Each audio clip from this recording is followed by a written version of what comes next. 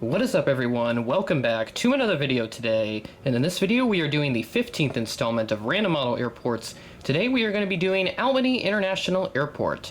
This will be the biggest model airport that I've done on the series so far, with a total of 14 gates, most of which are occupied. There is about 4 or 5 that are not occupied, so we got a total of 9 planes in this update. Thank you to MSRT and A Productions for suggesting this a little while back, about a year ago at this point. So sorry for me taking a while to get to that suggestion, but again, I am digging through older Random Model Airport videos for suggestions. So if you do have any new suggestions, please drop them in the comments below, and I will definitely add you to the list. So again, as I said, this is quite a big airport, so this update will be a bit of a longer one than normal, but I figured I would start doing some slightly bigger airports just to spice it up a little bit and keep this series exciting. So without further ado, let's go ahead and get started up towards the Alpha gates. So the Alpha gates are over here, Bravo gates here, and the Charlie gates are here. Let's get started. At Alpha 3, we have this Allegiant Airbus A320 that arrived in from Orlando Sanford at 8:38 a.m. ahead of a scheduled 8:46 a.m. arrival. So starting off a little slow with this update, but can't really have these updates start with pretty exciting aircraft, so it's just kind of the norm for this airport. At Alpha 5, we have this United 737-800 in the Continental Globe livery, arriving in from Chicago O'Hare at 9:30 p.m. ahead of a scheduled 9:27 p.m. arrival, so actually more on time than ahead of schedule in this case. So nice to see United Mainline here at Albany. Those are our only aircraft at the Alpha concourse, so we'll go ahead and check out the Bravo concourse. At Bravo 5, we have this Delta Connection CRJ 900 that arrived in from Detroit at 11:26 a.m. ahead of a scheduled 11:43 a.m. arrival. Jumping over to Bravo 6, we have this JetBlue A320 with the tartan tail. The exact aircraft was, I believe, one with a blueberry tail.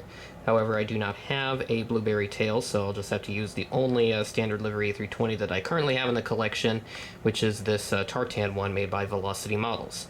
This guy arrived in from Orlando International at 1:10 p.m., a little bit behind a scheduled 1:03 p.m. arrival. So overall, not too bad here. We'll move on. Moving over to Bravo 7, we have this Delta Airbus A320, the Aero Class 6 release. This guy arrived in from Atlanta at 11:41 a.m. ahead of a scheduled 12:01 p.m. arrival. So 20 minutes ahead of schedule for this guy. I believe he is our quickest arrival for this update, which is pretty nice to have. And yeah, we'll move on to the next aircraft. At Bravo 9, we have this American Eagle CRJ 900. This guy arrived in from Charlotte at 10:46 a.m. ahead of a scheduled 10:59 a.m. arrival, so a 13-minute advantage, I guess I'll call it in this case, for this flight. So again, really nice to have this model, and I'm really hoping that maybe they'll do a Mesa example at some point in the near future as well, for those that may prefer more specific registrations, as to me, where I don't really give two hoots about a registration that much. So yeah. And making its debut in the airport updates on the channel is this SkyWest CRJ 700. As I said in the unboxing video, I plan on using this as an American Eagle example, because this aircraft does operate for American Eagle in real life. So I think it'd be fitting to use this as an American Eagle aircraft. It would have been better if I got a full-flavor American Eagle livery CRJ 700, but the last one that Gemini did in 2015 is quite rare and hard to find, and when it does pop up on eBay, it goes for ridiculous prices, and I'm not willing to pay that much for it. So this SkyWest example, newly released by Gemini Jets, will suit me well. This guy arrived in from Washington Reagan at 11:24 a.m., a little bit behind a scheduled 11:15 a.m. arrival, about 9 minutes behind schedule for him. And that is the last of the aircraft here at the Bravo concourse. So we're going to check out the Charlie concourse, where we will wrap up this update. At Charlie 1, we have this Frontier Airbus A320neo. I don't have exact aircraft information pulled up because I have it set up a little differently because there's so many aircraft in this update. With that being put aside, this guy arrived in from Denver at 1:06 p.m. Quite delayed from an 11:50 a.m. scheduled arrival, so he is our slowest arrival for this update. When I checked FlightAware to get additional information, because on Flight Radar 24 it said the exact arrival time was unknown, so that doesn't really help me in that case, and I didn't want to throw this aircraft out of the update just because of that, so did a little extra digging and found on FlightAware he took a very unusual route.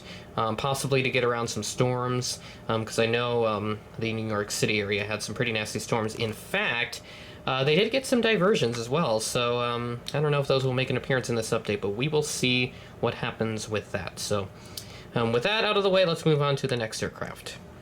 At Charlie 2, we have the Southwest 737-800 in the Hart livery. This guy arrived in from Baltimore right about on time at about 1:17 p.m. Compared to a 1:15 p.m. scheduled arrival, so our closest on-time arrival, I believe, for this update. And as you might notice, I am using my Gemini 1998 jet bridges that I got last Christmas, so these finally get a use in this update. I usually don't use these because I don't feel like using more than 12 jet bridges, which is what I normally use for most of my airport updates, but if I want to do a lot more airports, I gotta go big, so might as well use the extra supply of jet bridges that I have.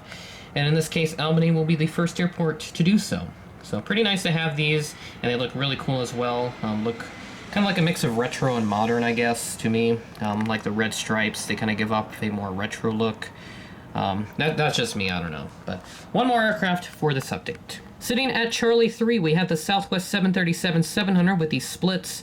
This guy arrived in from Orlando International at 10:21 a.m. ahead of a scheduled 10:35 a.m. arrival, and this is the RM Model Store exclusive.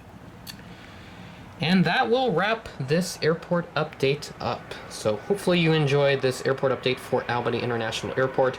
Once again, if you do have any more suggestions for random model airports, please leave them in the comments below. And yeah, I don't know what that sound was. That was a bit interesting. Oh wow, look at this. Diversions have made it. So 2 aircraft diversions. There are actually 3 diversions. One of them was actually the New York International Retro livery, which is JetBlue's retro livery, essentially. I do not have a model of that, so I can't really represent it here. But we do have 2 very interesting aircraft diversions. We have this JetBlue Airbus A321. This guy diverted from... both of these guys are actually diverted from New York JFK. This guy came in from San Francisco. I was going to say it's fairly close to the aircraft registration that NG did, but it's not. And then we also have this, a Delta 757-200. This guy was diverted from Las Vegas.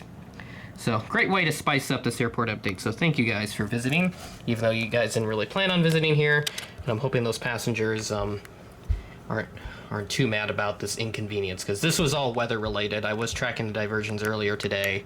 As I record this, it is Thursday, July 8th, so fairly early for me to record such an update. So this will finally wrap up this airport update. So this is quite a long one, I know, but this will be certainly fun to edit nonetheless. So with that being said, that is the end of the video. Thanks for watching, and I will catch you in the next one.